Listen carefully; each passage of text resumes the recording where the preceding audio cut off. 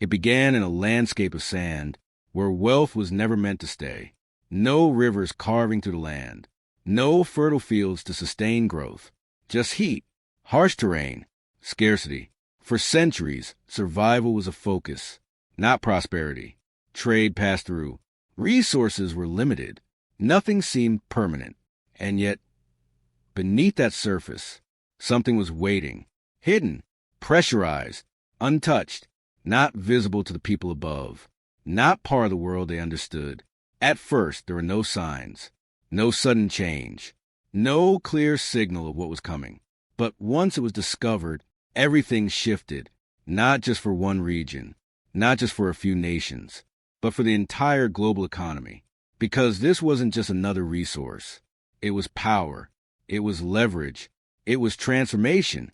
And once it entered the system, nothing would work the same way again. So, how did a barren landscape, once defined by scarcity, become one of the most powerful forces in modern economic history? To understand that, we need to go back to the moment everything was first uncovered. Oil didn't just bring wealth. It introduced a new kind of power, not the kind built over generations, not the kind shaped slowly through trade and time. This was different. It surged, almost overnight. Regions once defined by scarcity became centers of global attention. Money flowed in, infrastructure rose, influence expanded. But this wasn't just economic growth. It was acceleration, a system moving faster than anything before it, because oil wasn't just a resource. It was energy. It was industry. It was the engine behind modern life. And those who controlled it controlled far more than land. They controlled direction. But with that sudden rise came a deeper question, because wealth that appears quickly doesn't come with built-in structure. It arrives before rules are tested, before systems are stable, before institutions can fully adapt. And that creates tension between growth and control, between opportunity and stability. So what happens when wealth moves faster than the systems designed to manage it? To understand that, we need to look at how this power first entered the global stage. Before oil, much of the Middle East moved to a different rhythm. Life was shaped by trade, by tribes, by small, flexible systems of survival. Caravans crossed deserts. Goods moved between distant markets. Connections mattered more than scale. Economies were local, built around geography, limited by distance, dependent on what the land could offer. Some regions thrived on trade routes. Others relied on seasonal movement, but none operated on massive industrial power. There were no large-scale financial systems, no rapid expansion, no sudden surges of wealth. Everything was gradual, and because of that, structures remained simple. Authority was often decentralized. Control was negotiated. Stability came from balance, not speed. But beneath that stability, the limits were clear. Growth was slow. Resources were finite. Expansion had natural boundaries. And then everything changed. Oil was discovered, not just as a resource, but as a multiplier. Suddenly, scale expanded. Regions once seen as remote became strategically vital.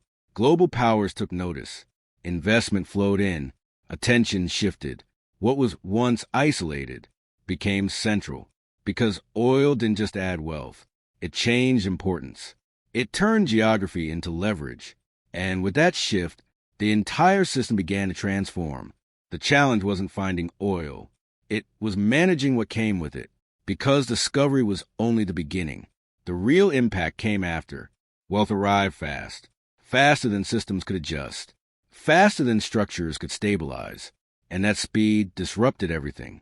Traditional systems, built on balance and gradual change, struggled to keep up. Tribal networks, local economies, informal agreements, they weren't designed for sudden abundance. And as oil money flowed in, those older systems began to fade. In their place, something new emerged: centralization. Governments moved to the center, not just as leaders, but as controllers of wealth. They managed distribution. They funded development. They maintained stability. Because when one resource dominates everything, control over that resource becomes control over the system. and over time, a new dependency formed. Economies began to revolve around oil. Revenue depended on it. Growth depended on it. Stability depended on it. Other sectors became secondary. Alternatives were limited. Diversification slowed.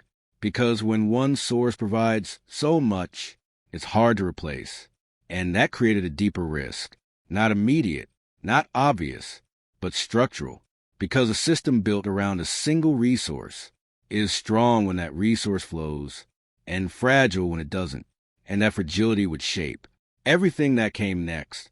Instead of diversifying right away, many states made a different choice. They didn't move away from oil. They built around it. Systems were designed to control the flow of wealth, to channel it, to redistribute it, not randomly, but deliberately. Oil revenue moved through the state, and from there, it shaped everything else. Subsidies lowered the cost of living. Fuel, food, energy kept affordable. State jobs expanded. Employment wasn't just about productivity. It became a tool for stability. Governments hired, funded, supported, and in doing so, they became central to daily life. Planning became centralized. Large projects, infrastructure, development strategies, all directed from the top. Because when one source funds everything, coordination follows. And over time, a new model took form. Not a traditional market, not a fully open system, but something different. A structure where the state wasn't just a regulator. It was the economy. It produced wealth. It distributed wealth. It sustained the system itself. And for a time, it created stability. But it also created dependence. Because when the system relies on one source and one distributor, any change at the center affects everything connected to it. In countries like Saudi Arabia, the transformation was impossible to ignore. Oil revenues didn't just grow the economy. They reshaped society itself. At every level, deserts began to change. Roads stretched across empty land. Cities rose where there had been none. Infrastructure expanded at a pace never seen before. What once felt distant and isolated became connected and modern, and it happened quickly.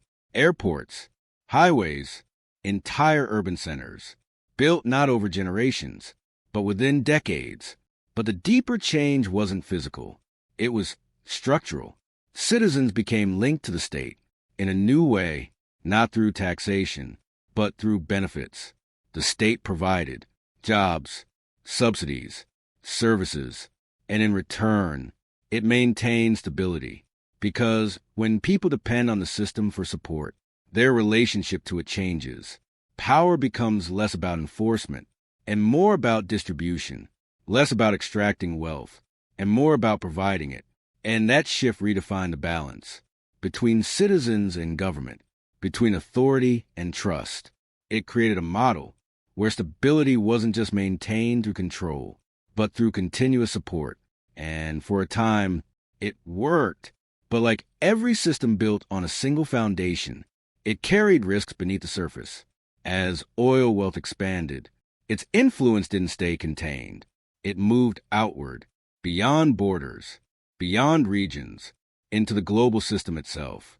Because oil wasn't just a local resource.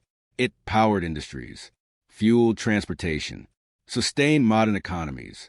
And as demand grew, so did its importance. Global markets began to adjust. Prices fluctuated. Supply became strategic. Energy turned into leverage. Nations no longer saw oil as just a commodity. They saw it as power. Alliances began to shift. Relationships formed around access, around supply, around control. And at the center of this shift, coordination emerged. Organizations like OPEC began to shape the flow. Production levels, pricing strategies, market influence, not individually, but collectively, because controlling supply meant influencing the entire system. And with that, the structure evolved. What began as regional transformation became global coordination. Oil was no longer just reshaping nations. It was shaping the world.